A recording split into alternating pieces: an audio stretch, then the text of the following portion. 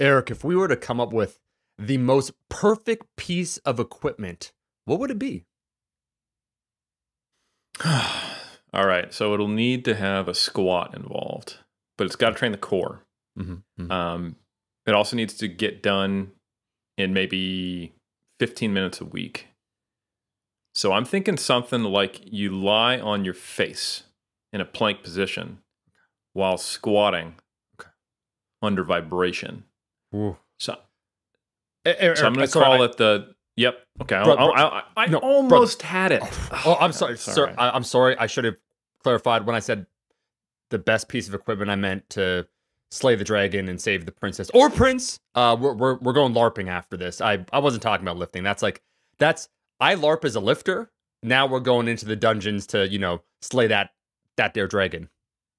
I've told you many times, and it's getting to the point where I think you're purposely trying to antagonize me. I'm a tabletop role player. I don't LARP. And you pretty much just threw away $1 million franchise that we could have had with the vibrating lie down squat plank to talk about the lowest cast of role playing games. But You know what? Why don't you do this intro on your own? What's next? You take it from here if that's the way you're going to be.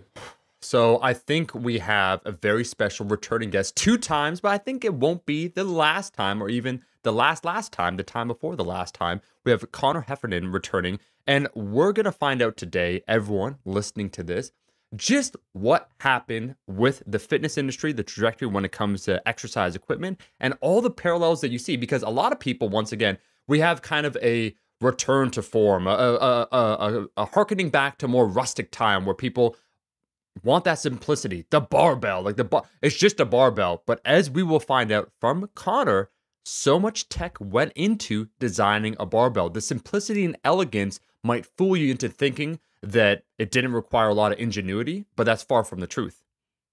That's well said. Yeah, we're back with Dr. Connor Heffernan, and like Omar said, this isn't the last. This isn't even the penultimate episode. Which, by the way, as a word, most people use that incorrectly. That doesn't mean like the most ultimate. It means the one before the last one. So we're saying that he's going to be on at least 2 more times, and definitely not more than that. Because I feel like we've almost done sufficient reparations to the Irish people for some of comments that our previous guest hosts who have now been dismissed said. But, we'll get into that another time. We're going to have more guests on in the future. Not the last time for Connor, and it's not even just selection based on his nationality. He's a true scholar, a true gentleman, and just has an encyclopedic understanding of the history of physical culture.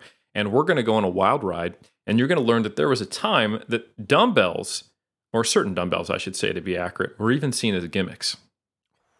Well, yeah, there's a lot to unpack here. And it's not just like, oh, this is a cool history episode. You'll see directly the battles that we have heard that even exist in the modern age. That once again, you got to pick a side. You can't stand in the middle. You can't be Geralt. You can't be the Witcher. It's impossible in the modern age. Where, pick it. You like barbells? Oh, you like machine? Oh, man, you use the Smith machine? The moral judgment associated with exercise equipment started long before any of us were around. And so it's fascinating, as you said, Eric, before, I'm not going to give any spoilers, but how there was a rise of a particular piece of exercise equipment until an untimely end of the creator, and then dumbbells were the newfangled thing. So dumbbells were instead the new piece of technology. So a lot of your maybe initial assumptions will be questioned, will need to be re-examined with this episode. Your very identity as a lifter might change, and that's what we're here for. Yeah, we're going to talk about functional training. We're going to talk about quote unquote free weight training. We're going to talk about the evolution of technology in free weights. We're going to talk about Arthur Jones and HIIT. We're going to talk about the existential crisis Arthur Jones had, and we realized that he was actually just repeating history. We're going to talk about Sandow, because you just can't have a history episode without talking about Sandow, and even more than that. You're going to see how everything echoes over and over and repeats, and how the cycles become almost predictable, you can say, based on what came before. And you can see many of the progenitors to the modern fitness industry today. And hopefully, if anyone is listening and you find yourself being on the more dogmatic side of opinions, this might give you a little pause to be a little more humble and hopefully maybe yell at people less online, which is always a good thing. So I feel that our guest today would fit right in at Fortis, Eric. If you remember Sean Kelly, the owner of Fortis Fitness, one of the greatest gyms in the world, I think. I haven't visited many countries. In fact, I've only visited America and Canada. But I could say personally that I think it is a fantastic gym. He was something of an avid comic collector back in the day. And, being a child of the 70s, comics are more expensive. You go back, you go bargain bin hunting. So you get comic books from the 50s and 60s that now, if he held on to them, would be worth several $100,000. Anyways, he cut out from these comic books all the fitness advertising that occurred from the 50s, 60s, 70s, and even times past. Hey, are you tired of getting sand kicked in your face? Connor, you'll love this one. Do you want to be astronaut tough? And the amount of gimmicks that one sees, you think, oh, like that's hilarious. Oh, that's so antiquated. I can't believe people would fall for that. And then you see things like, I think it's called the frog pump, the frog machine. You see things like the shake weight. We think we've escaped these terrible gimmicks, but fitness equipment, it's been a journey. And when you get through this episode today, much like the previous episode with Connor Heffernan, you will see the connections between history, the present, and the future. I wasn't liked, by the way. That was just me being dramatic. Oh, I could tell. At first I was a little concerned, and I started to, I was going to start messing with my settings, and I'm glad I didn't. Just stroke. Omar is smelling toast currently. So don't worry. He's going to come back from this even stronger. This isn't an obstacle. This isn't a stumbling block. It's a stepping stone. And eventually he's going to get that right side just as strong as his left again, folks. But no, I 100% agree. So I've been to Fortis, and I remember spending at least a couple minutes, which is a long time in 2020, looking at all these ads. And I was really impressed, and I thought it was awesome. And it definitely reminded me just how long this arc of advertising things has gone. And I do think, and this is going to jump the shark a little bit, I think the pushback against machines has probably swung too far. And I would love eventually to get your take on that, Connor, to where it's almost like this free weights or original implements or nothing, because machines is all just marketing. And I think at a certain point we have to acknowledge that maybe every single bodybuilder I've ever met has used at least one machine. There could be some utility there, and that perhaps technological advancement isn't always just a bad thing. But call me crazy. But anyway, Connor, welcome back. So folks, we've got Dr. Connor Heffernan back on from the Stark Center, still locked at home, still dealing with COVID, and still can't get away from us as we keep bringing him back on. Welcome back. Yeah, thank you for having me back. And don't worry, this episode will culminate in me selling my new hybrid shake weight that I've spent all of lockdown devising, improving, 20-pound of muscle gains, functional fitness. I'm going to throw all the buzzwords at it, and it'll be available for $9.99. Whew. That's what I'm bringing. Where the decimal is $999. That's it for the low price of under $1,000. Which, honestly, if you're committed to your goals, $1,000 should almost be a minimum. So this is truly a steal by at least one whole dollar. No, I mean, history isn't a profitable profession, so I mean, I need to milk this for all that I can. No, Connor, I was just going to say that I think with the stimulus checks, I believe it was like $1,200. This is a steal. You could use the stimulus check to stimulate your gains. So really, if you want some marketing, we're here for you. And on the stimulus checks, if the IRS is listening, that did go to my home gym in my garage. So thank you very much. And it went to a worthy cause, my gains.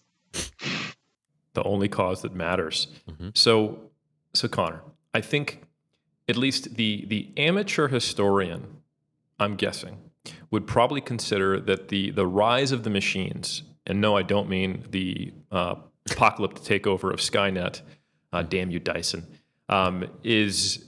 I mean, what I actually mean is the rise of machines in the bodybuilding culture. They're probably aware of the more recent one of Nautilus coming about in, I think, the 1960s, if that's correct. Is that actually the start of when machines popped up into the physical culture scene, or are we looking at a much older history than we think? So we are looking at a much older history. We will circle back to Nautilus, mainly because the inventor, Arthur Jones, was certifiably impressive and also aggressive and really just entertaining in any number of ways with a huge following. So I have to choose my words carefully. But the actual history of machines doesn't stem from the fitness industry. It stems from medicine and the history of medicine. As far back as the 1700s, we have individuals creating machines that are going to improve the health of the individual using a kind of exercise as medicine approach. So there's an individual, Francis Lons, who in 1797 creates a gymnasticon, which is this weird mixture of kind of like an airdyne bike, you know, the assault bikes, in what looks like a wooden squat rack. It wasn't that popular, mainly because if you can imagine a wooden squat rack and then an assault bike is, you know, attached to it as well, and the individual who's exercising in it on the ads is wearing a full suit, there was just visually a lot wrong with his sort of materials. But for Lons, this would exercise the joints and muscles of the human body and create an overall vitality and health. A couple of years later, there's James Chiosto, who creates a polymacian. Again, these names are stunning in their advertising. But this is effectively like a cable tower. So this is, you know, something that would actually make a little bit more sense. But it's in the kind of late 1700s, early 1800s that we start to see doctors promoting health machines, which we wouldn't really think of today necessarily. But this will start then the evolution of health machines and fitness machines and weight training machines. And we get this really cool crossover in the 1860s and 1870s from a very unlikely source, Dr. George Barker Winship. And George Barker Winship creates something called a health lift. And I have to go into his backstory because this is pretty cool. Winship is a Harvard-educated physician who spent several years in the Harvard gymnasium doing gymnastics, doing calisthenics, strengthening his body. He is the strongest man in the Harvard gymnasium in the 1860s and 1870s. Admittedly, for the Harvard gymnasium at that time, that's like me saying I'm the most muscular person in my gym. I work out at home. So we put a little asterisk beside that title, maybe. And I say this because Winship is walking through the streets of Boston. I will refrain from doing a Boston Goodwill Hunting, how do you like them apples motif. And he sees a strong man doing a kind of feat of strength using a kind of hip belt squat machine. So if you can imagine, you attach something to your waist and you're lifting up a weight that's underneath. You're on a small platform and you're lifting the weight up. Winship, the strongest man in the Harvard gymnasium. What could possibly go wrong? He gets his ass handed to him by the strong man because Winship has been doing gymnastics, calisthenics. He hasn't been doing any real heavy weightlifting. He sees this strong man doing 300, 400, 500 pounds. Winship struggles. So, like all good Bond villains, Winship goes back to his lair, says, I'm a show. There's no death, don't worry. Well, hold on to that thought. He says, I'm a show that strong man what's what.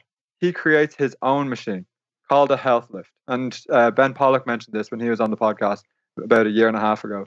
And this is a kind of partial hip belt squat machine. You can look it up online, the health lift. Winship starts to advertise this around the East Coast of the United States. And he's advertising it for men, for women. He's saying you can lift hundreds of pounds with this health lift machine. He has a rival in David Butler, and the two of them start having these kind of public arguments saying about who can lift the most. And what's interesting about this is Winship creates health lift gymnasiums around New York, around Boston, and he's telling men and women, you can come in off the street, exercise for 10, 15 minutes, get the workout of your life, improve your strength, improve your vitality. Again, these messages will probably seem quite familiar to people in 2020. And there's two things that are at play here. Winship is a doctor, which is important because people will give some respectability to the health lift. Two, Winship is saying lift heavy. This is problematic because much of the rest of the medical profession, and Dr. Jan Todd has written quite a bit on this, believe that heavy weightlifting in the 1860s and 1870s is dangerous to the heart and to the body. What do you think is the worst possible thing that could happen in this scenario? Oh my God. The doctor's not going to have a heart attack while performing the movement, is he? Not while performing the movement, but he has a heart attack and dies at the age of 46. And in much the same way that feelings trump science in 2020, for the medical community in the 1860s and 1870s, this is proof that weightlifting is dangerous, that heavy weightlifting should be avoided by everyone, and the health lift drops out of the public sphere. And this is probably the first instance we have of a heavy weightlifting machine being promoted and used among the general public, and that's the 1860s and 1870s. And Omar, as you that would have been far more dramatic, right? Like think of like the Eddie Hall ton deadlift, but thankfully Hall survived. But unfortunately, that is kind of the end of the health lift. But so we have this longer history well before Nautilus, and it's actually quite kind of comical, but it is stemming from medicine and physicians trying to improve health rather than bodybuilders or physical culturists trying to get stronger for the sake of getting stronger. So there are kind of medical undertones to the early origins of weight training and weight training machines. What's amazing to me is that a single incidence like that of someone having a heart attack who's also promoting heavy weightlifting probably set us back like 3 decades, At least, like Vanessa Heggie and John Hoberman have written so much about the quote-unquote athlete's heart that, if you lift heavy weights in the early 1900s, you'll enlarge your heart and it will, damage you. You'll have a heart attack or something worse will happen. So, I mean, it's at least 30 to 40 years just from this one guy. So Winship inadvertently maybe starts the weight training craze and then inadvertently ends it really quickly in the same kind of sweet. Connor, I was going to say is Eric and myself, I know we're listening to that.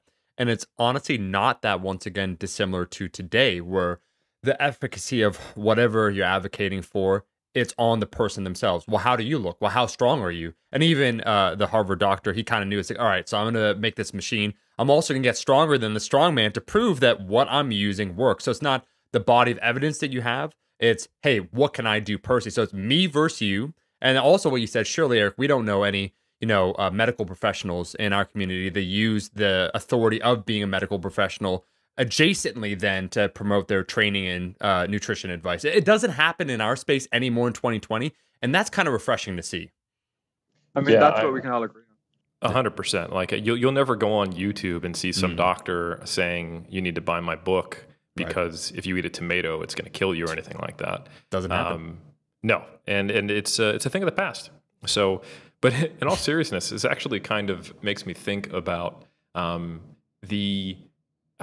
the evidence-based community, we're often railing against, complaining about, and frustrated when someone will not use evidence to support a position, but instead uses an appeal to their own authority, which is the most common thing, either implicitly through their physique or saying PhD after their name, or explicitly and just saying, I'm successful in this way, and this is how, and therefore I'm right. What do you know?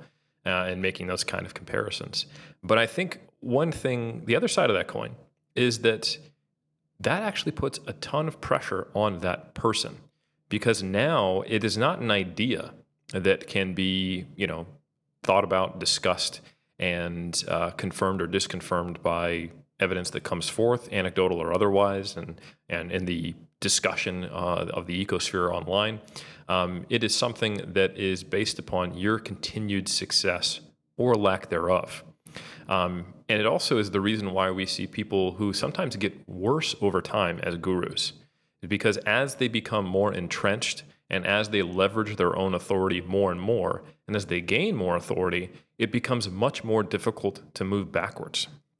If you're sitting here, bashing on other coaches or research methods, making snarky comments on the gram, it's going to be harder for you if the research does come out and shows, oh, actually, I had it wrong.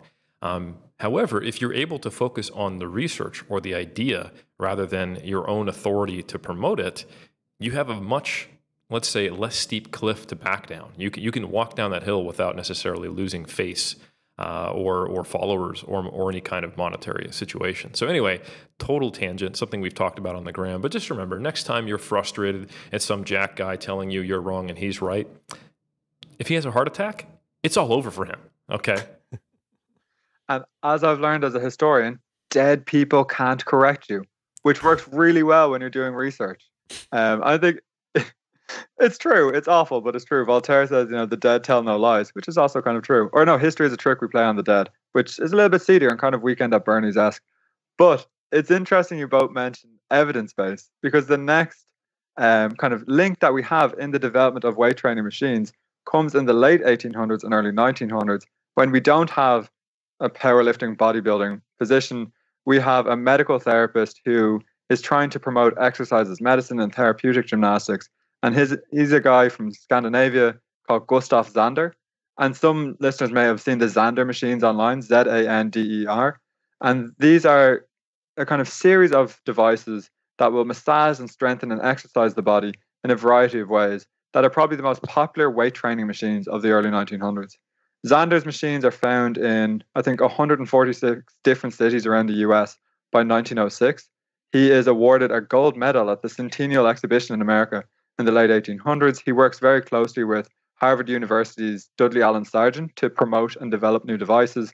What's interesting about Xander is he's relying on evidence and theories and facts to promote his machines, but also his machines are really weird in the most wonderful way. So if you look up Xander's machines from the early 1900s, we see prototypes for the leg extension machine, prototypes for the leg curl machine, prototypes for kind of bicep curl machines, a variety of chest and back machines, and I promised Eric and Omar that this is going to be my grand discovery. Xander, it looks like, was the inventor of the adductor machine.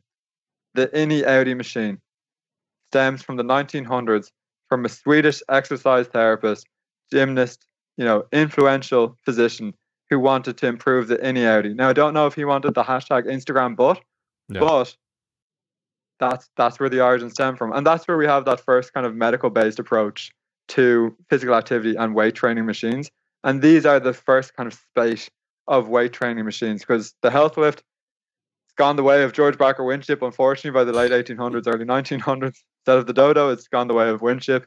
But these machines, again, are used in medical practice, and they're also used in health and fitness practices, where we'll have small kind of boutique gymnasiums opening up that are just Xander gymnasiums. So if we think of like an Orange Theory Fitness, you go in, they have their own equipment, you do their circuits or whatever the case may be. I've walked by Orange Theory Fitness. I don't know what they do inside. I imagine it's some sort of circuit training. And it's like that with these Xander gymnasiums in the early 1900s. And we get leg curls, leg extensions, pull downs, pulleys, adductor machines, and a host of other pieces of equipment. And that's kind of where we get the birth of, I suppose, weight training machines. And it's interesting, Eric, you mentioned Arthur Jones and Nautilus.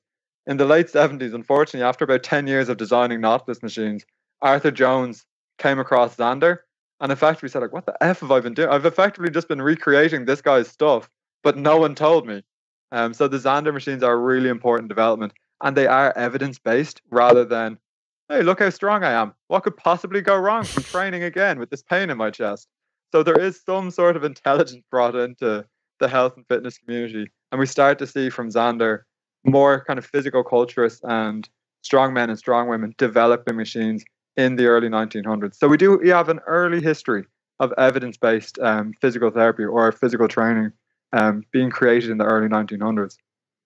I love it. And I think real quick, I was going to say, Connor, you don't have to be formal when you say the adductor and abductor machine. Colloquially, I hear what we say actually is the good boy, bad boy machine. So everyone kind of is familiar with that. Sorry, Eric.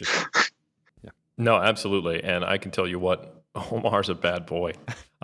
So anyone who's listening, if you train your glutes, see now the people who are on just listening and not watching YouTube, they're not going to know why I'm laughing right now. And again, that's why you got to get on the YouTube. Anyway, to just a suggestion to everyone who gets on the gram and takes a shot of their butt, and then in the caption below, put something that is completely not relevant to your butt and makes it sound like you're smart or makes it sound like you're very thoughtful or philosophical. You don't need to fake the funk for the rump, okay? If you want to post about your butt, just post about your butt. But I will ask you to cite your sources and give a little hashtag Xander when you do that. You know what? So just for anyone who's listening, I ask this to be on your feed. Butt shot, hashtag Xander, link to Iron Culture, and we will applaud you, good sir or ma'am. So anyway, I think we could finish it there because that was really just the best segment. We got to butts, and that's where things should end. No ifs, ands, or buts. But instead, I actually want to ask you a question, Connor. I think what is even considered a fitness machine or equipment has probably changed as technology has evolved.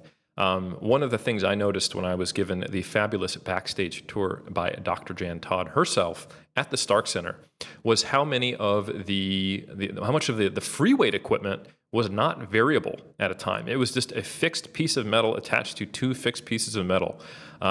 You were talking about, Bob Peoples when you were on last time, and how he used to lift with putting rocks in a basket. That goes to show that there was a time point where it was just not that common to have, collars where you could take plates on, slide them off, or having any kind of even free weight variable resistance. So let me ask you this. When Sandow was back in the day selling dumbbells, and dumbbells and other free weight equipment were out there, were they seen with the same kind of gimmickiness potential that machines are seen as now when we see something like the Bowflex on an infomercial late at night? Yes, that's what I do with my free time. No, don't judge me. I wonder, because right now we look at dumbbells as being like the natural state of lifting, forgetting that the natural state of lifting is just moving without holding anything really and doing calisthenics and body weight. Were free weights almost seen the same way machines were, with that eye of skepticism and maybe gimmickiness in some circles when they first came around? It's a really interesting question, and I think the answer to this is we have to distinguish between people who are lifters and then the general public, because Sandow is selling dumbbells, and they're actually really clever, and I'm sure Eric and Omar, you've both seen them. They're called spring grip dumbbells. So the best way I describe this to students is it's like a sandwich, and we have metal on the top instead of bread, springs in the middle for our filling, and then metal at the bottom, instead of the bread. Don't try and eat it, because that's how you get lead poisoning, kids. But the idea behind the Sandow dumbbell is that you will squeeze the two pieces of bread together to decompress the springs, and when the pieces of bread touch together, then you can do your exercises. And these are, at their heaviest, 5 pounds. Anyone has seen Sandow's body? He did not build that body lifting 5 pound dumbbells, no matter how hard he concentrated on the weight, despite what he might have said. So when Sandow is selling spring grip dumbbells, and spring grip dumbbells for the general public in the early 1900s, it's kind of the only piece of exercise equipment you'll use. You'll use a spring grip dumbbell, maybe a Sandow developer, which is like a pulley or resistance bands, and then maybe an Indian club. And also, it's awesome to see people using Indian clubs again. I'm a fan. But for the general lifting public, the people in the know, they look at Sandow's, spring grip dumbbells and are effectively saying he's a sellout. They're like, there's no way you built that body. We know you lift heavy weights. Just because people don't have access to heavy weights doesn't mean that you should sell them snake oil. So among lifters, Sandow and people selling spring grip dumbbells, it's kind of like a running joke in the fitness industry in the 1900s and 1910s. Like, hey, look at these rubes buying our shitty dumbbells. I can't believe they're actually falling for this. Let's go to the gym and lift the barbells and kettlebells and actually build strength and muscle. And some of this comes from just how mean-spirited physical culturists could be towards the general public in the 1900s, but B, actually how hard it was to create, develop, and sell barbells and dumbbells for the general public. Because what the COVID-19 pandemic has taught many of us around the world is that when there are no easily available gyms, the fitness equipment industry becomes Lord of the Flies and every man or woman for themselves, and it's very hard to get equipment. So imagine a COVID-19 lockdown and you can't order equipment online. It's very hard to get equipment. That is what's going on in the 1900s.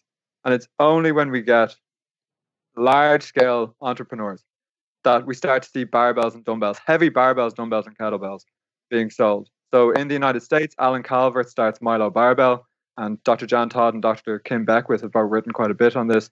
He starts Milo Barbell in the early 1900s, and he is selling, Eric, as you said, kind of these barbells that it's the bar, and on the end are two globes. I kind of look like I'm making air testicles right now. On the end are two globes, and to increase the weight, you put lead shot or sand, or in some cases you might put mercury into the weights to fill up the weight of the barbells. This is undoubtedly awesome.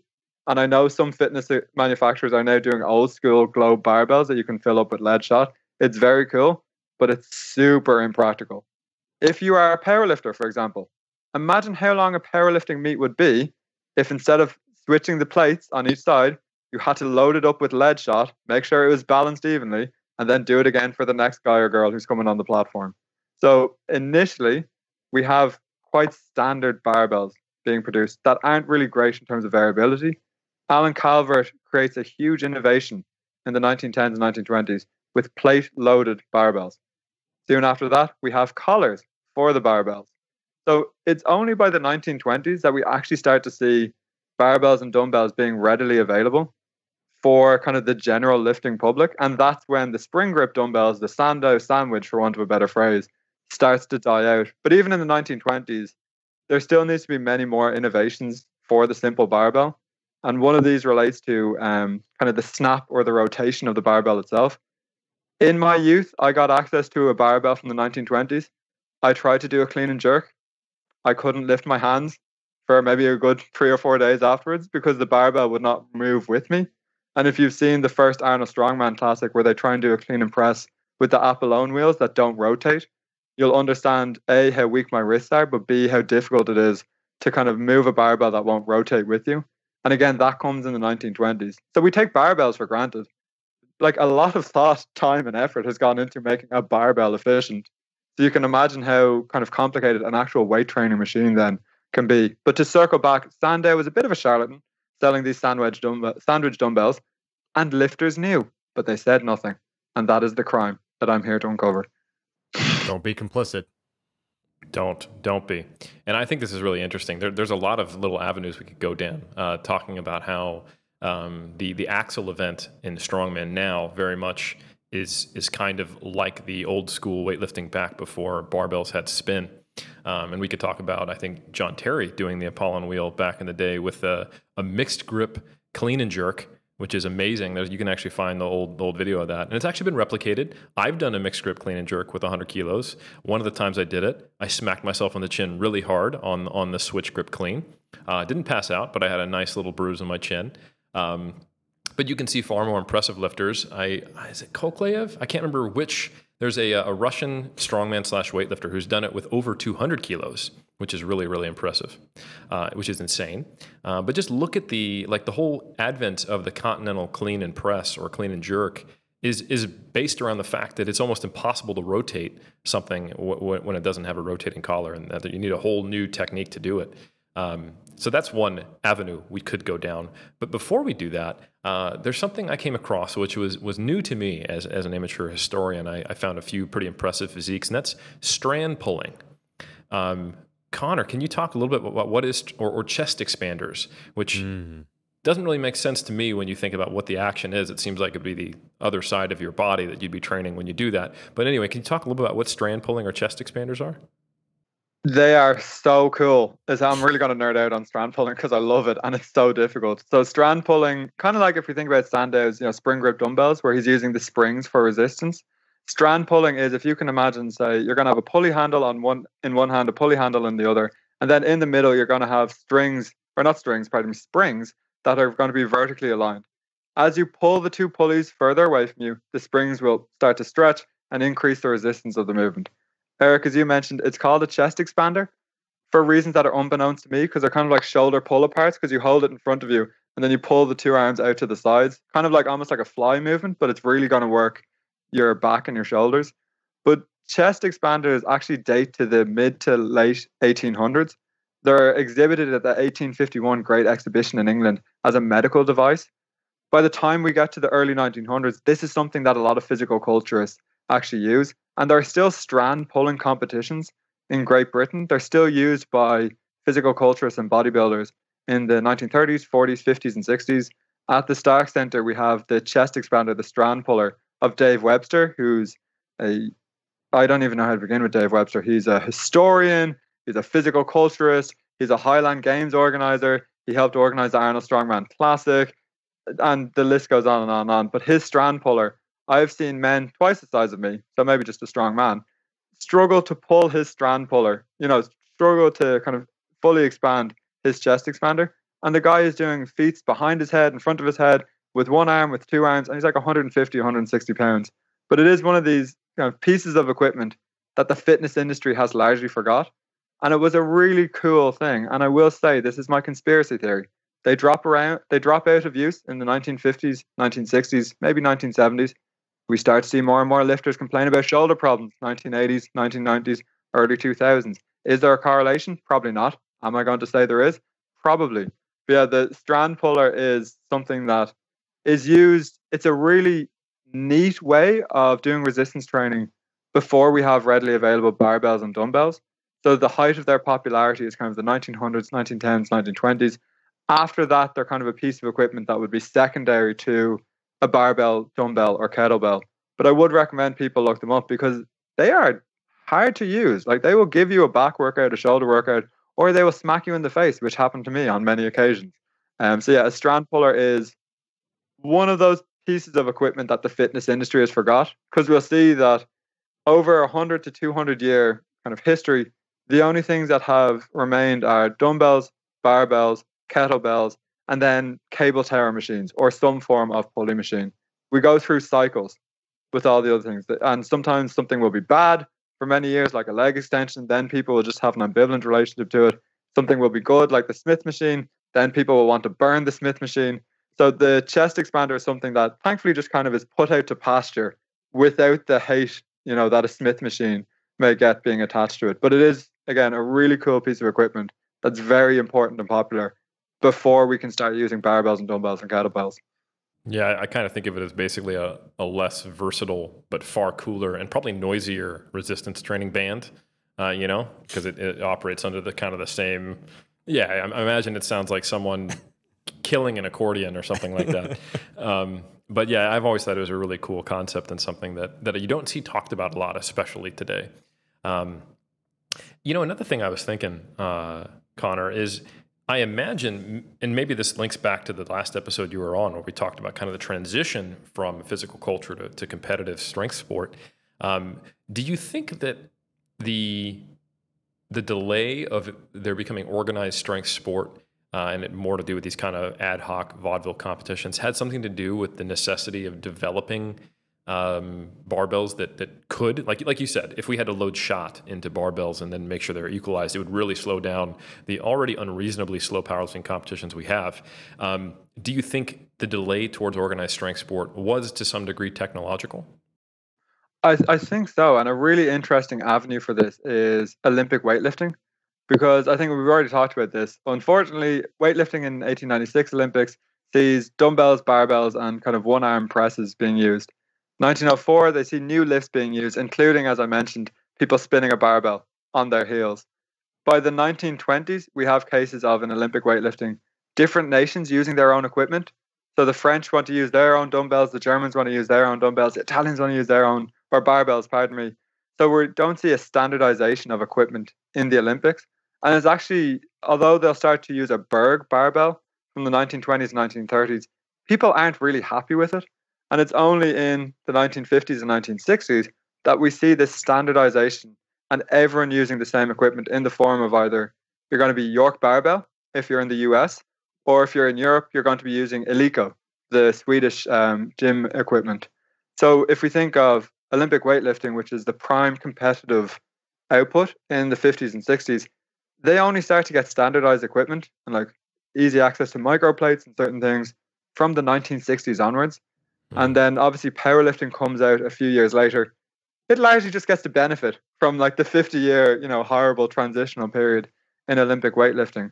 So we have that element to it, that it's very hard to standardize this sort of equipment, and it's hard to get people to agree on the equipment that they want to use. And even to get Eleiko equipment in the Olympics was not a fun time. If you think about Bob Hoffman and York Barbell could legitimately say, why aren't we using York dumbbells or York barbells on the platform? So even to get to that level of agreement is quite a difficult thing. And I think that's something that, again, we don't think about because now we're used to seeing, say, Rogue or Eleiko plates everywhere or Rogue or Eleiko equipment everywhere. But, in the 50s and 60s, there's still quite a lot of controversy about what barbells to use, what plates to use. I think that slow growth probably negates a lot of innovation during that time. But we also have, the genuine innovation of the Eleiko were making waffles prior to barbells. One, ingenue with the fondness for weightlifting thought, well, maybe we could use our waffle making capabilities to create weightlifting barbells worth their name. So innovation comes from incredible places. And also, if you're doing a high carb day, eat waffles to support Eleiko. In solidarity. I was going to say just very quickly, Connor, at this point, it's become clear, and Eric, I'm sure you would agree, that people underestimate the amount of technology that went into our standard barbell And it's almost this false juxtaposition between machines, fancy technology, and a lot of people identifying with the seemingly rustic simplicity of a barbell. Oh, it's just a barbell. All you need is a good old-fashioned barbell and plates. I'm like, nah. The knurling that came about, the ability for it to oscillate, to rotate, the thickness of the barbell, the length of the barbell, all these things, this tensile strength, all these things took a lot of time. And when you said, Connor, just went off like a light bulb, it took until the 1960s until change plates became standardized, where people just, it's the assumption of all these things that are given now that they're part of the technology. I think a lot of real technology, it's almost elegant in its apparent simplicity, but there's a complexity that led to that point. So it's almost a false comparison between the two of like, oh, we got barbells and then we got this fancy new technology of the leg extensions. Like, actually, it seems like the leg extension by the historical timeline, an early prototype may have been first before the standard barbell that we all know and love. Absolutely. And I mean, Jan Todd has a wonderful article that's freely available. It's called From Milo to Milo. So this is from kind of Milo, the Greek myth about the guy who carried a bull up the mountain every day to get stronger. He then ate the bull, which, dude, seriously, you ate your training partner. What is wrong with you? Omar, be careful around there. But from Milo in ancient Greece to Milo in terms of Alan Calvert. So we have this long history. And, in the article, Dr. Todd talks about we have wooden barbells, we have the shot-loaded barbells, then we move on to kind of plate barbells. And I'm now going to sound like the guy who goes through the different types of shrimp in Forrest Gump. But we haven't even talked about, cambered barbells, safety squat barbells, prop bars, easy bars, and all of these other kind of offshoots of the simple barbell that we have. So yeah, it has that rustic beauty. You're like, well, how could this, possibly have taken so long to design? But even now, we're still getting innovations. The Rogue Elephant barbell, which I will look at, but more than likely never use. So we get this continual innovation for something as simple as a barbell. And then if we think about like a hack squat machine or a leg press or a reverse hyperextension, think about like there's a huge amount of effort that actually goes into weightlifting equipment. And that's why bad weightlifting equipment is so annoying, I think, because we have this assumption that it couldn't be simpler or it couldn't be more obvious how to do these things. But it takes decades, if not centuries, for these things to actually be created. I find that so interesting, and just how in almost any discussion, you have an agreed upon mutual entry point if they're able to actually have the discussion. And a lot of the times it's the parts that are unquestionable. Like we all agree this, like it's a much more natural thing to lift free weights. But could machines maybe have some advantages? And I think just in this conversation, there's been a meta understanding that the history we think we have is not the history that was. Like you mentioned in the 70s, how Arthur Jones found Xander's stuff and was like, oh my God, I'm just redoing what already happened. So there was an ignorance of history in the history about what was already in place. And not to mention the fact that right now, every powerlifter is having a current infatuation with the belt squat, which apparently has been around as the health lift for over 100 years. And it's all of a sudden this new idea of, hey, we can train the squat movement without loading the spine. Oh my God. Well, that's true, but you'll probably have a heart attack. Just kidding. But in all seriousness, I think it's just really important to remember that I'm not going to say question everything, because you do have to have some basic precepts to have a discussion. But anytime you have a really solid, hardcore belief for a specific method or machine or approach, even if it is something harkening all the way back to, say, the kettlebell or the Indian club or even body weight training, I think it's important to think of it through the lens of looking at it as a method based on principles and potentially seeing evidence, rather than looking at it through almost an ideological lens. And I do think, unfortunately, that most people, whether they realize it or not, they have a little bit of ideology underlying the way they approach movements. So, for example, good friend of mine, Dr. Zerdos, and he because he comes from a powerlifting background, but also science, like he'll often say to me, the main lifts. And when he says the main lifts, I know he means squat, bench, deadlift. Now, he's an incredibly open-minded, scientific guy, and but for him, I think his basic assumption, and this is something that I've had periods in my training as well. The basic assumption is, well, of course you do the squat, bench, deadlift. Of course they're the best for developing strength and hypertrophy. But I mean, really, they're the best for developing specific strength, specific hypertrophy, and getting you good at those movements. But how long ago would it have been? Not that long before we would have considered the main lifts to probably include a clean and press, or to include something that's completely different. Or there was a point when there was not like squat stands or bench presses. So that those weren't just what was normally done. And a deadlift and an overhead press would probably be seen as something more akin to the quote-unquote main lift. So anyway, small tangent, but just remember, no sacred cows, folks. At most, if you're going to have a sacred cow, just carry it around as a calf. And then when you've gotten big enough, fight it, eat it, and just make it into your gains. And that's the best way to honor your dead, really. It's kind of like stranger in a strange land. You just got to combine that with gains at all costs, progressive overload, and we have some kind of cult that we can form. So anyway, I'll leave it there. Connor, carry on. I'm just going to say I'm always team cow when it comes to the original Milo. I think he saw this weak dude. He was like, I'll help him out. I'll get bigger and stronger. He'll get bigger and stronger. And that's how he repays him. Milo does die by being eaten by wolves. Do I believe in karma? Well, I'm just saying. All right, hashtag cow. You believe in Kalma at the very least. At the very least. How dare he? I'm so sad. We just call it there, guys. I'm sorry. I shouldn't have made the dare he joke. So something that we haven't talked about, which is really interesting, is the influx of kind of like leg press and weight training equipment that's still very common today, which has its origins in kind of the showman and showwoman industry. So if we think about, we've talked about the kind of history of medicine and how that plays out through Winship, RIP, and Xander, well, also RIP because that was over 100 years ago. But we haven't talked about, say, Sandow's era where they're selling dumbbells, but we also start seeing the 1920s and 1930s strongmen who are trying to replicate some of the feats that they would have done on stage through weight training equipment. Now, if anyone has seen The Strongest Men in History, the History Channel series, Nick Best is just a treasure, I will say. But they taught, at one point, they do a Tomb of Hercules trick, but instead of doing the Tomb of Hercules, they do a leg press with a Model T. And this is really interesting because one of the things that strongmen would have done in the 1900s, 1910s, 1920s is kind of support a weight on using the soles of their feet while they're on their back, kind of like an inverted leg press. In the 1920s and 1930s, Sig Klein, who runs a gym in New York, he creates kind of one of the first inverted leg presses in which he is trying to mimic the Tomb of Hercules strongman trick. And then this will be improved upon by George Jowett, who's an American physical culturist, who will start to promote a leg press in the 1930s.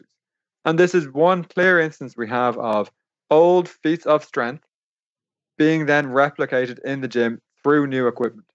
Dr. Heffernan, for the physical culture naive, can you tell them what the Tomb of Hercules strongman feat is, just in case they're not aware? Yes, sorry. So there's two ways of doing the kind of Tomb of Hercules strongman feat. One is if you're doing almost like what would the yoga pose be? Like an inverse crab. So, you have your arms and feet are planted on the ground and you're supporting a weight on your chest or on your belly. And this is very famous trick of Monty Saldo, which The Strongest Men in History series details. But then you can also do the Tomb of Hercules trick by supporting, say, a platform on the soles of your feet. So if anyone is lucky enough to have a gym with an inverted leg press, where, your back will be on the ground, you're sitting up with your feet in the air, and then you're supporting kind of the platform of the leg press on the soles of your feet.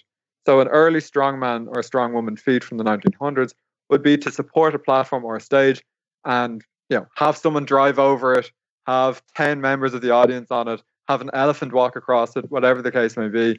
Obviously, that is so dumb on so many different levels. Arthur Saxon breaks his leg doing a Tomb of Hercules trick because why would you support a car, in the early 1900s? But Sig Klein, the clever man's physical culturist, says, well, maybe I don't need to support a car, to impress people. Maybe I could just build muscle instead. What a novel idea. And he creates an inverted leg press that will model the Tomb of Hercules trick. But, the general public can then do it. And the leg press is the first instance we have of a previous circus / strongman, strongwoman trick being modified and being kind of transformed into something that will then be used in a gym. So some gyms in the US in particular in the 1930s will start to have leg press machines. And then we start to see this kind of momentum building from there. So we have two birthplaces of weight training machines: history of medicine, exercise as medicine, and then old meatheads trying to recreate past glories by inventing new gym equipment. So there is this kind of weird and wonderful history to all of this as well. It also tells you why you can lift so much on a partial leg press while your ass can still only do like 185 barely to depth when you actually do squats. It's just a really good biomechanical position to be in at that near lockout isometric hold. So, I mean, hey, push that far enough, maybe you too can hold cars until your legs break. Hey, just something to think about, folks. If you haven't hit a PR in a while, hey, that's the new pathway. There's a new lift for you to excel on, or perhaps to lose a leg. So the takeaways from this are partial hip belt squats till you have a heart attack, and leg press till you break your legs. And always be a bad boy. Yeah. Always be a bad boy. No one wants a bad girl. Now, Connor, what's interesting is that once again, we talk about this inverted leg press, but surely, Eric, once again, in the modern context, we don't see guys trying to show off to everyone else before, once again, the common occurrence of the 3 lifts, the squat, bench, deadlift, and people kind of standardize that as the approximation for strength. Before that, for the average gym bro, surely it never happened that the leg press was the show of strength. It didn't matter your range of motion. It was just how many plates one can load and not die. It doesn't matter if it's a quarter rep. Doesn't matter if it's a 1/8 rep. It's the amount of plates and it's the level of grunting. It never occurred in a commercial gym as far as I'm aware. So it's good once again that stopped, that show of strength, so to speak, Eric. I'm glad that's been, a nail in another proverbial coffin. Honestly, if it continued, we'd probably need some gym to stand up and say, you know what, we're going to have an alarm that goes off if you smack plates or if you grunt, because this has just gone too far. But we never got to that point in society. The hunk alarm? The hunk alarm is what I would call it, because you're obviously, if you can throw that many plates around, as much as we probably shouldn't be doing this for extrinsic motivations, you would be a hunk, like objectively. Right. And that's bringing in that evidence-based practice again. Objectively a hunk. Yeah, absolutely. And there's nothing wrong with that statement. So, okay, you've taken us through a winding tour of history, which is lovely. And we've gotten to the point, I think maybe again, where we're dealing with Arthur Jones, who's now had a crisis of importance and originality, realizing that what he's done has already been done. Do we want to start talking about the Nautilus machines and their impact and how they changed the bodybuilding scene? Are we there yet, or is there more to talk about? I think we're there yet. I think we are there because Arthur Jones is one of these. I'm a wrestling fan by trade. Scott Steiner, for some reason, was one of my heroes. Arthur Jones is kind of the big bad booty daddy in homage to Scott Steiner when it comes to the creation of weight training machines. Because what he does in the 1960s and 1970s is he creates an entirely new kind of weight training machine. If anyone has had the privilege of using, I sound like I'm selling them, but I'm just very interested in them.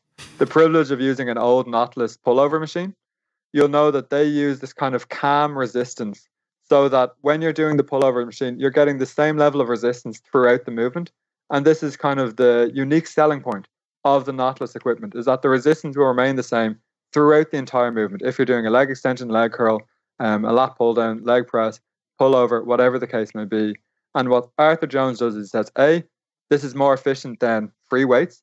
So before, machines are being attacked by those who love barbells and dumbbells are being attacked by Arthur Jones, who's saying scientifically, this is a much more effective way of training because we don't get that variability of resistance across the lift. If we think about, when you're doing the bench press, for me, it's usually fine, on my chest. Oh shit, what have I done? Hopefully I can push this back up. This is heavy. For a Nautilus machine, it's oh shit. It's the same level of resistance throughout the movement. And what Jones is doing, and he's not the only person to do this, and we can talk about Harold Zinkin, who creates the universal machines in the late 1950s, is he's targeting the general public and athletes with his Nautilus machines. So Jones's first machine, the Blue Monster, which comes out in the 1960s and early 1970s, is this multi-station machine. So it's more efficient, right? Because using this one machine, I can do a chest exercise, a back exercise, an arm exercise, a leg exercise, whatever the case may be. And what Jones does is he creates his own Nautilus-only gyms, and he franchises these gyms. So I can go into a Nautilus gym, I can train there for 30 minutes, work my whole body, more efficient, because that's what Arthur Jones is telling me. And he's targeting the general public who have never lifted a dumbbell or barbell before in their life. And he also links in very quickly with NFL teams and professional sports teams in the United States. And I'm sure Eric, as you know as well, he also hooks in with the kind of burgeoning strength and conditioning community within the United States. So Jones seems to be creating this really efficient way of exercising the body that's user friendly for the general public, because it's a lot easier to get the average man or woman in off the street who's never lifted before to use a chest press machine than it is to teach them how to bench press. They can intuitively do the chest machine straight away, maybe even just using a lightweight, but the movement is done for them, so they don't have to worry about anything else. So it's much more user friendly. And Jones is a marvelous marketer of his machines, because he'll talk about the science and the cam resistance, or the cam that he uses in his machines that creates the equal resistance across the movement. I'm talking about it 50 years after they start to be sold. Like, it's this amazing innovation. But for historians, regardless of Jones's personal life, and again, Muscle Smoke and Mirrors by Randy Roach details his very interesting beliefs, both racial, gender, and just general humanity. In terms of a marketer and entrepreneur, Jones is the man responsible for the craze and the development of machines, because he's not the first person to do it. Jack LaLanne is doing it before him. Vic Tanny is doing it before him. Harold Zinkin gets in before him. But Jones speaks to the general public and is also speaking to professional teams, because the Miami Dolphins and other NFL teams in particular will start to bring Nautilus equipment into their gyms, into their training camps. So he has respectability among the general public, among athletes, and also among strength and conditioning coaches, because Jones is very vocal and very supportive of the early efforts in the US to legitimize the strength and conditioning community. It's also interesting how his whole philosophy is based around efficiency, So the cam-based training, also Arthur Jones is where HIIT training came from, not high-intensity interval training, but high-intensity training. The philosophy of do one set to all-out failure, and that's it, per muscle group or per machine, as a method of growing muscle. And I mean, this makes a ton of sense if you're marketing to the general population. You don't have to learn how to do a complex movement. You come in, put the weight on something you can handle for any of these movements, and just go until you can't anymore. See you next week. You could train 30 minutes a week and get fantastic results, according to Jones. And I will be honest, I think we've talked about this before on Iron Culture. If you're talking about the greatest return on investment, especially for someone who doesn't have any training experience, that's actually the way to go. If you want to invest the minimum amount of time, not the minimum amount of effort, because it is pretty hard to train to failure, especially as a novice, but the minimum amount of time and the minimum amount of complex motor learning, dude, or dudette, one circuit on every machine, take it one set in at least a moderate rep range to failure, you're probably going to get a good 50-60% of the way to what you could get out of just that one set before you plateau. So I think that's often been a source of people talking across each other in the fitness community, is when you have people who are talking about, and this actually just recently happened on Jeff Nippert's channel. He was talking about RPE and its utility. And Omar, you mentioned in the comments how almost every single high-level IPF lifter in the modern era uses RPE to some degree. They care about their proximity to failure. And some of the critiques or pushback against it has come from people saying, well, this isn't relevant to the general population. And I think this all comes down to messaging. Well, was I saying this is for the general population? And am I trying to get the least amount of time and effort? Am I trying to maximize efficiency, or am I just simply trying to maximize my gains? And the answer is going to be different depending on the context. So I think it's an interesting thing that Arthur Jones's approach became known among athletes, when today that pendulum is swung so far the other way that you'll have people who want to only use quote unquote functional training, and they'll make the proposition that we need to be teaching a football player how to become an Olympic lifter. And we've seen the disastrous things that have come from that. Let's talk about the starfish, or AKA the power clean in American football, like the power cleans that you see with 30 dudes all yelling at each other to get the most amount of weight possible, and they catch it like on their nipples in like a press position in full like valgus with their feet out to the sides, but they're happy because they did 300 pounds, and Right. everyone cheers, and the internet dies inside. So I mean, this is another point of how ideology can fail you. Do we need to teach someone how to do a complex motion that, yes, involves triple extension. I know that is the God you pray to. But however, you also have to then drop underneath it and violently rip into the catch position, which is not a movement at all in any other sport. Maybe we could just have them jump. Crazy idea, you know? So anyway, strong tangent on my part there, but I guess the point is we can see how far the pendulum can swing, and often when it swings too far, it becomes just as problematic as where the pendulum was originally. Real quick, Connor, just before you continue, Eric, to echo something that you just said, it's interesting to me, the cycles of history, how they repeat themselves. I think I shared this with you privately, but I was at one of those. We remember when you and me, when we're together in Toronto, that's how I remembered it. I was reminiscing, okay? And we're at one of those entrepreneurial gatherings where everyone kind of boasts about whatever they're doing, and you and myself are just thinking, like, man, are they going to serve the food now? Or like, what's going on here? We got to get out of here and go train. Anyways, there's one of those, Eric. And this guy speaking about the cycles of history. And so it's very Arthur Jones-esque, what he was advocating for, that whatever, insert one particular guru. Per unit of time, I don't think he's wrong. That once again, his new workout that's getting him all the gains in 10% of the time was HIIT, high intensity training, taking a set to failure, doing 6 different movements, away you go 2 times a week or whatever it is like, and yes, per unit of time, this is probably the most efficient path one can take. But he was going on and on and on about it. And at some point I was like, man, are they serving the shrimp now yet? Or like, what's going on here? But just talking about, once again, the cycles of history, that you think something has come and gone, and then it comes right back. And this is something that I think is interesting about Arthur Jones, because I have a lot of time and respect for the high intensity training that he was advocating, but he pushes it too far. So a lot of people want to think, well, I only do 1 set per body weight, per body part. This is easy. But if you look at the intensity that Arthur Jones wanted people to work out on, there are stories of Arnold Schwarzenegger and Franco going to train in a Nautilus facility, and Arnold tapping out halfway through because saying, this is not for me. I thought I knew what hard work was. This guy is insane. Because training 1 set to failure meant training 1 set to failure. Think RPE 11, spinal tap, turning it up to 11. This is what Arthur Jones meant when he said intensity in training. He said, if you do this, once a week, or Mike Mentzer, who was a Arthur Jones kind of disciple, said once every 7 to 10 days, that if you do this all out intensity, you will achieve results. Now, where Jones maybe starts to deviate from that a little bit comes in 1973, when Jones embarks on the Colorado experiment with Casey Viator. And they claim that in 1 month's training using the Nautilus machines, that Arthur Jones gains 15 pounds of pure muscle, and that Viator gains 63 pounds of pure muscle. Now, there are some mitigating factors. Jones deliberately undereats prior to the experiment. Viator is in a car accident prior to the experiment, and he loses a large amount of muscle mass, so there is probably muscle memory going on. They claim to have scientifically proven 63 pounds of pure raw muscle just using the Nautilus machines.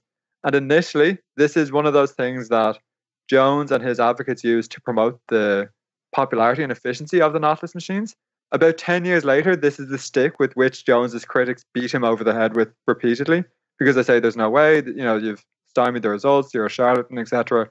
And then the benefits of high intensity training and training to exhaustion, to failure, start to drip away. And again, we just get locked in these kind of camps of, this is my idea, you're wrong. This is my idea, you're wrong. And Jones is part of it, admittedly. He says, I'm the science-based guy. You bro scientists are just doing too much volume, too much work. I'm getting that minimum effective dose of exercise that people need. Probably a good message. But he's selling stuff, right? So, he just goes a little bit too far with, say, the Colorado experiment. And people start to become suspicious of the Nautilus machines. And again, if you want an indication of the intensity with which Jones wanted people to train, during the Colorado experiment, he would scream in Casey's face, insulting him, his mother, anything and everything he could do to get Casey through the workout. So when Jones said high intensity training, he was of the Steve Michalak school of thought, which is intensity or insanity to get through the workout. But again, we have science-based approach, very popular for the general public, just kind of pushes it a little bit too far. And then we start to see a pushback against the Nautilus machine from other equipment manufacturers in the US. Yeah, and I've actually seen some of the videos from way back in the day of some of the hit people. So I've watched them, and they also will enforce a certain tempo on the eccentric too. So if you ever watch someone do a hit set of deadlifts, they're trying not to reach like eccentric failure on the way down on the deadlifts and going to the point truly where they actually cannot complete another rep and then try to control the failure negative. It is not advised. But certainly, if you're going to train with the lowest volume and frequency, well, the best way to get the most out of that really low volume and frequency would be to max out the effort or the intensity. So yeah, just I've seen the videos, and it does look like absolute insanity. It's just why it's often the thought that comes across when people watch that video. And I mean, as I said, it's not something that would be recommended now, but this is really important for the general public, because what he does is he makes weight training great again. Now, what he does is he makes training accessible for the general public, because this is coming at a time now where you can train in a Nautilus only gym. I only need to train once a week, 30 minutes. And something that Jones and Menser, and then even Dorian Yates, who's kind of a late disciple of Arthur Jones and Mike Menser, will say is the general public really doesn't understand what hard work means when it comes to, say, the Nautilus system or the high intensity training system. So what was happening in the US is I can go to my Nautilus franchise, the trainer there, he's not really going to push me to the same extent that Jones wanted. So it's a really easy method and way of doing things. So we have Jones on one side, he's hooked in with professional teams, he's hooked in with kind of the general public. But then also in the 60s and 70s, we get a general health boom within the United States. So this is the time of the jogging craze, yogging for any Anchorman fans out there. This is a time of Jane Fonda and aerobics, and what's the dude's name with the big fuzzy afro? Richard Simmons. My boy, Mr. Simmons. Right? I mean, happiness and a workout in 1 hour. But we get the general public more interested in health and training. So we start to see universal gyms being found around the United States. We start to see life fitness gyms around the United States in the 70s and 80s. So we start to see kind of a general influx of the general public using weight training machines. And this is a really important part of this story, is as the public becomes more interested in health and fitness, then weight training machines become a lot more popular. Yeah, I was going to say, Connor, it's one of those things where depending upon who you're speaking to, the messaging then becomes different. So I'm thinking about Richard Simmons crying for someone while they're trying to, lose weight. And then I think about, once again, the hardcore aspect of bodybuilding that it seems like, unless I'm mistaken, it's starting to become ingrained a little bit within the culture, the idea of the masochism. So who suffers the most, right, is the greatest type of thing. So it depends upon the messaging and where. And there's a certain appeal, almost a reptilian appeal of hearing the confirmation of maybe one of the biases that you have. So it's like training hard. It's always, a good thing. It's like, so wait, you think you're training hard? Like Eric, Mike Menser, you think you're training hard, or Arthur Jones, or Dorian Yates, like you don't know what a real work is. Because if you put in the work that the implication is if you did what I did, you would look like me. And so the gap that you see between where you currently are and where I currently am, hard work, my dude. And it's an easy sell too, from the perspective of someone who is a human. We'll just call the irrational ape that we are, because it's much more difficult to think about, okay, how did this compare to something else I could do over multiple time points if I consider all the other factors. But if you just boil it down to who worked harder on this set, Arnold or Mike Menser, mic drop, I'm done. What are you doing, bro? You could have done more. You could have made it harder. And I think that is an emotionally appealing perspective, which is why I don't think HIIT is ever going to go away. I also don't actually want it to, because there is something to be said for looking at the maximum ROI. I think that's an element of nuance to where the recommendations I would give to someone who could only train, 30 minutes a session twice a week would be drastically different than someone who said, I'm trying to get my pro card, and I'll do whatever's needed to build as much muscle as possible. So I think we need that nuance. I think we need to sit in that gap and be a little uncomfortable. We just have to accept that there is always going to be those emotional appeals as we humans.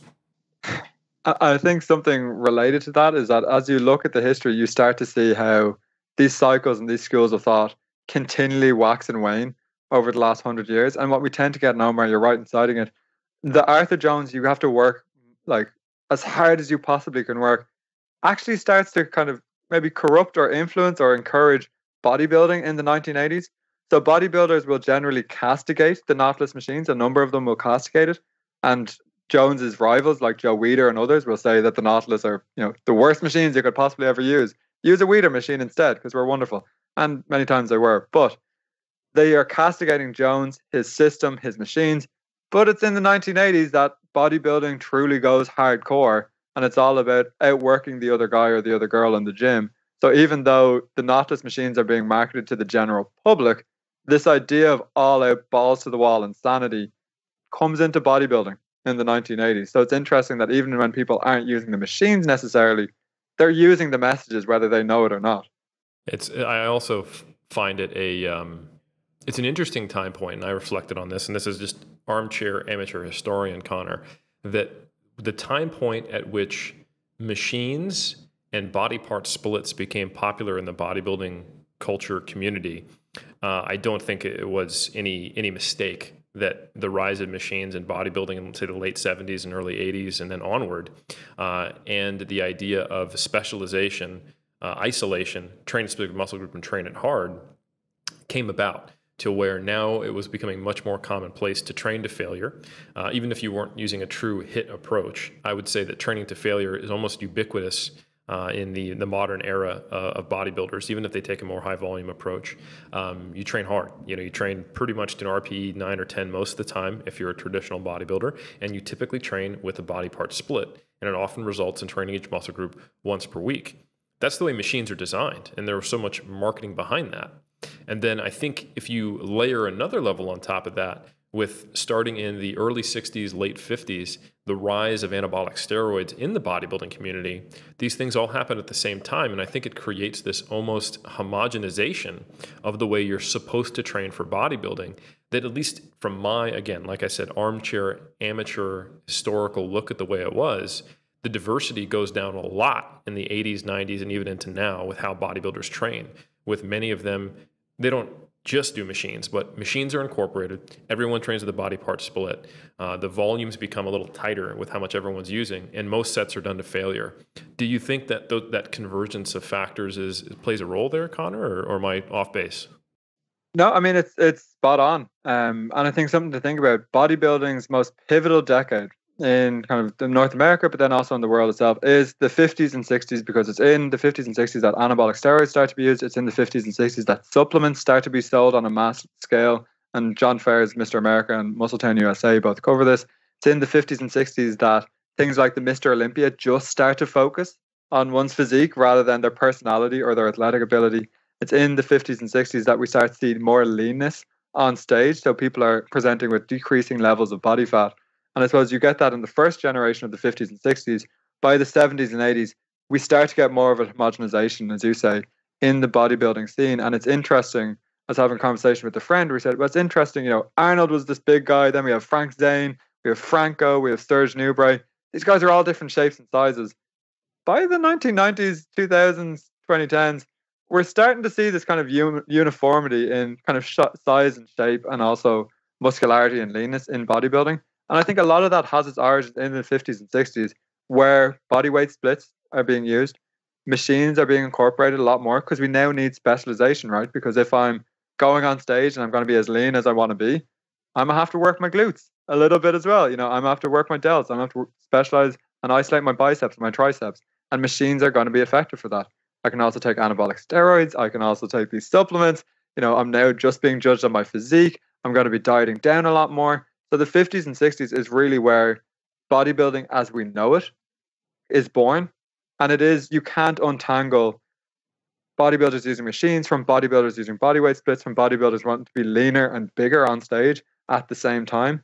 So I think a lot of it does stem from the 50s and 60s, and the machines are part of a bigger, I sound like I'm a conspiracy theorist, the machines are part of a bigger kind of conglomerate of ideas and protocols being used in bodybuilding. I love it. It's the Skynet of biceps. So I think we've come full circle. We're hanging out in probably the almost modern era. We're talking about the 60s and 70s. what's the next step? How do we connect the history to the current times, Dr. Heffernan?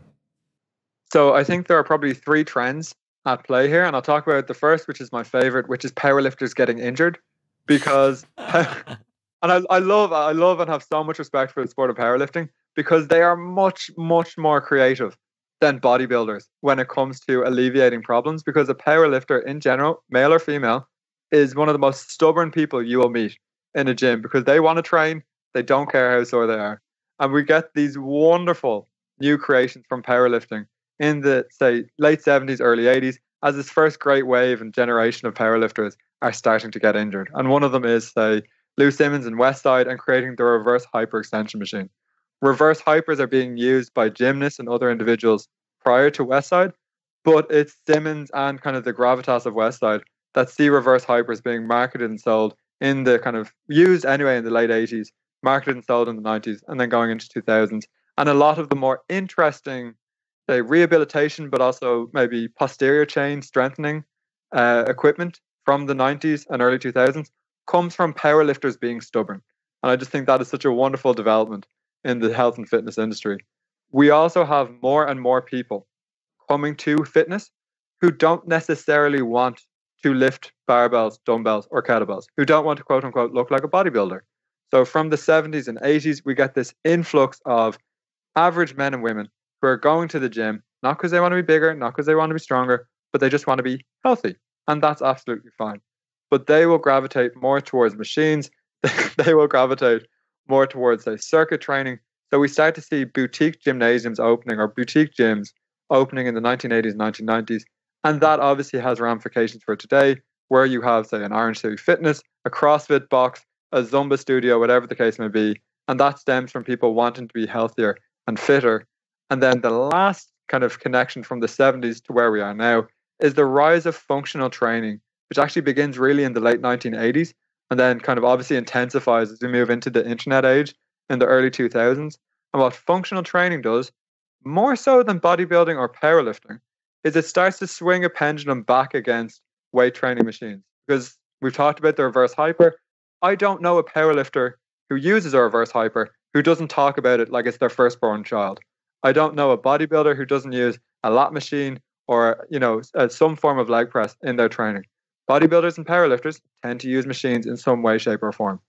With the rise of functional training in the late 1980s, which intensifies in the 1990s and goes into kind of overdrive in the 2000s, that's when we start to see, especially online, free weights versus weight machines. What should you use? Which is better?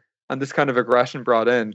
And Eric, as you said way back at the start of this conversation, it really is using a tool for a specific end. So bodybuilders use machines because they need to specialize and isolate certain muscles. Powerlifters use a reverse hyper because otherwise they wouldn't be able to stand properly. The general public starts to be told that you shouldn't use weight training machines because you now need to train functionally.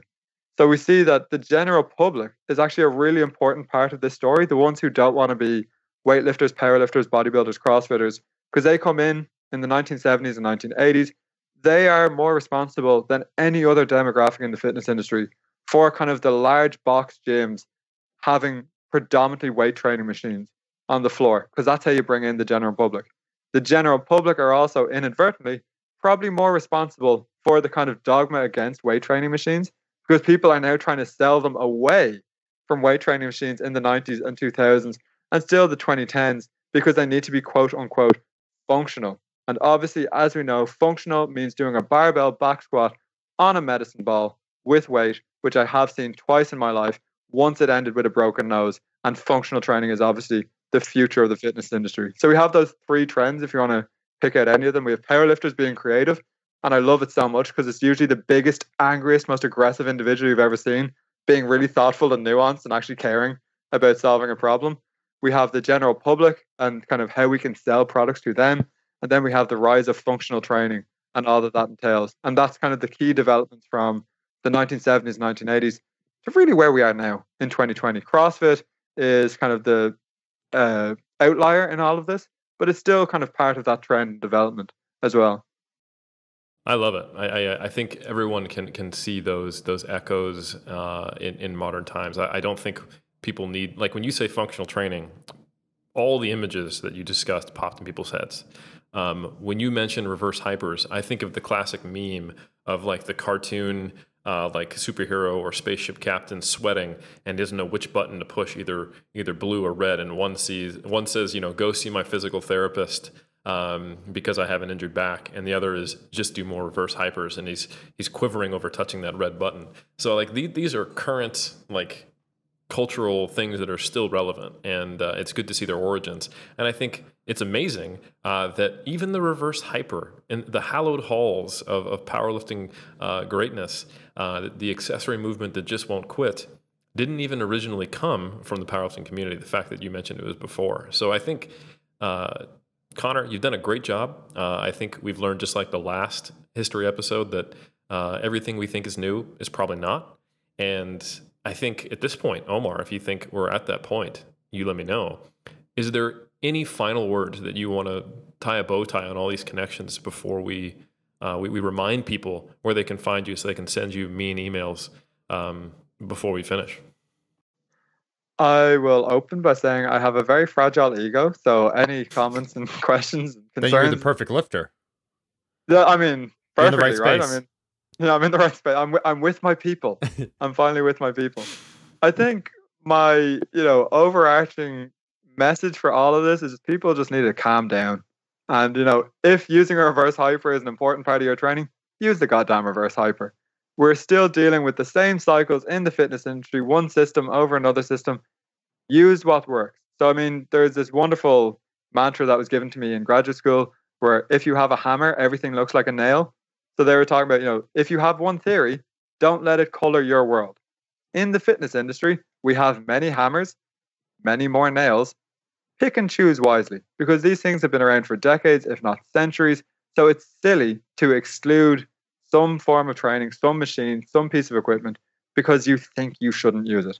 Obviously, I will put a caveat. Don't ever step on top of a medicine ball. I don't know who did that. I don't know why friends of mine have done that. That is the one caveat. But aside from that, use the lat pull down machine, use the leg press machine, use the barbell, use the kettlebell, because these are pieces of equipment that men and women have spent decades, if not centuries, creating. There's a lot of controversy, a lot of conflict, a lot of selling within these pieces of equipment, but they exist for a reason. Except the shake weight. I'm still not sure why they invented that and why it wasn't sold on an adult-only channel. I think the shake weight largely exists just so it can be made fun of on the internet. So shake weight inventors, thank you very much. And for all those out there who want to try standing on a stability ball, the odds aren't that bad. I mean, Connor's got an N of 2 and 50-50 injury. I'm telling you, that could be sampling variance. For all we know, it might actually be, 1 out of 3. You got a 2/3 shot. Maybe. It might also be 1/3. I don't know. But the thing is you're not going to know until you try it. So in all seriousness, please don't stand on a stability ball. But I think that was a fantastic summary. I think that was a great parable. And again, I hope it's a reminder to our audience that they understand the value of history. So once again, I want to thank you, Connor. Where can people find your stuff? I know it wasn't that long that you were here, proselytizing, where people can find out about you and the Stark Center, but give it to us one more time for those who didn't make it all the way through the last episode. And shame on those people. That's all that I will say. Shame. Shame. I will walk down the street with a bell yelling shame at those people. If people are interested in learning more, the Stark Center has a wonderful website, STARK Center, spelled like an American, not like an Irishman like myself, CENTER, where you can get access to Iron Game History, which is a free online journal which details a lot of the history of this. Jan Todd has a definitive From Milo to Milo article, which will talk about the history of dumbbells, kettlebells, and barbells from ancient Greece to kind of the 1920s, 1930s. So Iron Game History would be the first port of call. The Stark Center also has digitized hundreds of pieces of kind of weightlifting history that are of interest of use. Look at Randy Roach, Muscle Smoke and Mirrors, Dr. John Fair, Mr. America, Muscletown USA. I've written articles on barbend.com on the history of functional fitness, and yes, it's a longer history than you think. On the history of weight training machines, yes, I've pretty much just given that verbatim and not told Eric and Omar where to find it. And I've also write quite a bit on the history of the trap bar deadlift, of the cambered bar, of the safety squat bar, of the easy bar, and all of these other pieces of ephemera on physicalculturestudy.com. So I'm on them interwebs, as the youngins say, and I would recommend going to the Stark Centre, reading Iron Game history, and just immersing yourself. Spend 20 minutes, 30 minutes just reading old articles, looking at old pieces of equipment and articles and photographs, and just enjoy it, because there's a rich history to the health and fitness industry, be a bodybuilder, crossfitter, weightlifter, powerlifter. I don't think I've excluded anyone from that. Zumba-er, Orange Fitnesser, shake waiter, whatever the case may be. Yeah. The jazzercise community are going to come hard at me. You're going to get another email, Connor. I didn't want to say it. And just quickly, guys, in defense of being an asshole, where would we be with lifting without intense moral judgment of others, right? Can we operate in our own space while letting someone else do what they want to do? Not a chance in hell. And sure, we might be looking at several things here, that there's been decades and decades of marketing, and so we're trying to revolt against capitalism by going to a more simpler time, as Connor said in the previous episode, right? Where we got to go back to barbell, we got to go back to basics. But then there might be people that are thinking to themselves, you know what? It wasn't so nice back then. Technology is the way forward. I'm going to do that HIIT style training. So we have all these different groups. And in my head, Eric, you know what I think? I think of a party, a cocktail party that we don't want to be at. And at said cocktail party, when you talk about the modern era, Connor, you kind of have maybe the bodybuilder, if we're to make an intense stereotype of every single person, which is the rich, affluent person that everyone thinks that's what you want to attain. So they have the social status because, gosh darn it, they made it in life. The only metric that matters, looking good, or in this case, having an obscene amount of wealth. Cool. But then you have the talented, kind of silent type, which is maybe the powerlifter or the strength athlete that knows that it's not about the accruement of monetary value. So it's not about aesthetics. Instead, it's about what's in your heart, your ability to express oneself. Express oneself in what way? Maybe a talent musically, artistically, or somewhere else. It might be through a barbell. So it's about something a little bit more nuanced. It's not just about the accruement of wealth, but it might be instead about what you can do, how one can express themselves via barbell. And then you have the functional peeps, which is your quirky friend, which is, they just look at everyone else and they're thinking to themselves, you know what? Y'all are so lame. Like, you really don't understand what's going on. If I can't stand out by either looking really jacked or lifting a weight that other people find impressive, then look at me, I'm standing on a damn Bosu ball. And in 2020, you need to make a stand. You can't stand on the sidelines. You need to participate. This is participation here. And you need to decide who you're going to be. So, Connor, thank you for just not only proselytizing, but helping to galvanize the troops, so to speak. And so we can't wait for the 2021 fitness barbell or not barbell war. Thank you so much. I will say, at this dinner party, the historians are the people in the trench coat who no one wants to go near. So thank you for allowing me to open my trench coat and share my knowledge with you and your listeners, because it really is a great honor. Oh, man. Yeah. The exhibitionist historian. I love it. Omar, I love what you did there, because you jumped on a horse named satire and you rode down every single ideology and just cut its head off with a knife and left our listeners going, son of a bitch. Once again, I have two options. I've got to either think for myself, create my own philosophy of life, and you're thinking, yeah, that's probably what they're going to encourage us to do, or simply just agree with everything that Omar and Eric say and let us become your personal saviors and thought police. So I'd encourage you to choose the latter, or at least choose the former for now before we convince you, and keep listening to more episodes of Iron Culture. Omar, you're already on this horse named satire. Can you ride us out into the sunset with this wonderful episode? Yeah, just one quick proposed change. I wouldn't call us the thought police. That sounds just needlessly oppressive. I'd call ourselves the thought hot cops, just so people can, fashion that in their head of what we're really trying to do here. So, Eric, absolutely, I would love to. And I love the subtle reference when you said, we're cutting off the heads of everything else, almost like, that which we worship. Shout out to Paimon. I want to thank Connor for being on for another fantastic episode, because we really see you do a fantastic job of tying together all the relevant parts that still impact us to this day. And we see that, and for us to have a better understanding might enable us to make better choices in the future. Who knows? Anyways, iTunes. If you're on iTunes right now, we will start reading and you know what?